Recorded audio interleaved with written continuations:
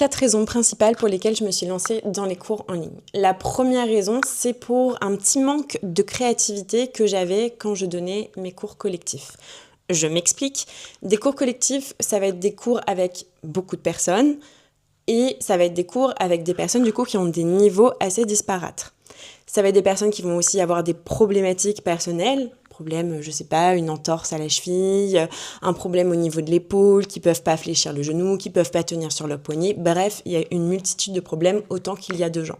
Et toutes ces choses-là font que, en tant que prof, je suis obligée de beaucoup m'adapter à ça. Et donc forcément, ça limite énormément dans ce que je peux proposer dans mes cours.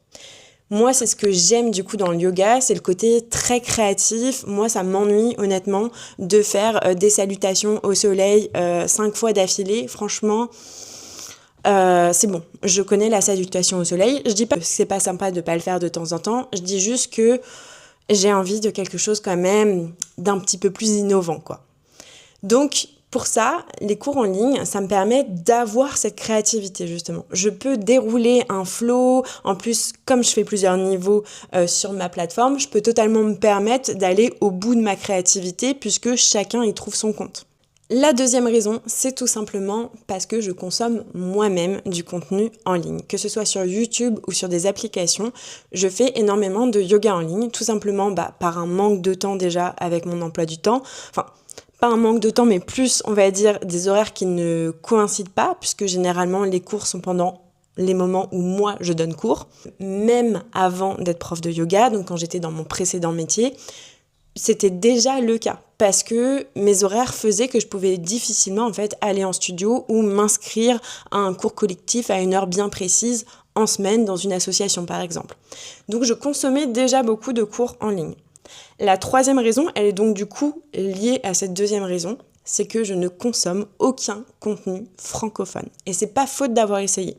J'ai essayé plusieurs profs, que ce soit sur des applications, que ce soit sur des cours en ligne, mais je trouve pas ce qui me plaît. Et je trouve pas finalement le yoga que j'enseigne. Parce que je pense qu'on est tous pareils quand on est prof, c'est que le yoga qu'on va enseigner, c'est le yoga qu'on aime. Donc c'est le yoga finalement qu'on aime recevoir. Donc je me suis dit, il y a quelque chose à faire. La quatrième raison, c'est pour rassembler. Alors rassembler, c'est extrêmement large, j'y entends 3 points exactement. Je parle de rassembler que ce soit avec mes anciens élèves. Il y a des cours que j'ai dû arrêter parce que c'était beaucoup trop loin et finalement ça me prenait trop de temps, ça me fatiguait, financièrement c'était même plus très intéressant, mais c'était un crève-cœur de quitter ces cours parce que moi j'aimais beaucoup mes élèves, je m'entendais hyper bien avec eux. Et finalement, moi j'ai des anciens élèves qui suivent mes cours en ligne et donc c'est trop génial parce que ça permet de garder ce lien avec eux. Le deuxième point dans rassembler les gens, moi j'ai de la famille qui vient de Creuse, donc vraiment dans la diagonale du vide de la France. Personne ne veut aller en Creuse à part les amoureux vraiment de la nature et des vaches. Et la problématique, c'est que ces gens-là, ils mettent à peu près une demi-heure à aller faire une activité sportive, à moins d'être dans un gros pôle, une grosse ville.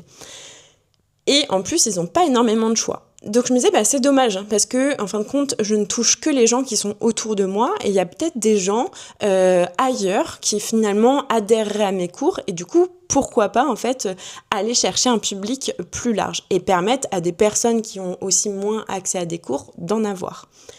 La troisième raison d'en rassembler, c'est que... alors je pense qu'on fait pas ce métier par hasard, je pense qu'on fait ce métier parce que... on aime quand même l'humain et envie surtout d'apporter du bien-être. J'avais envie de l'offrir potentiellement à des gens qui du coup n'ont pas les moyens de se l'offrir.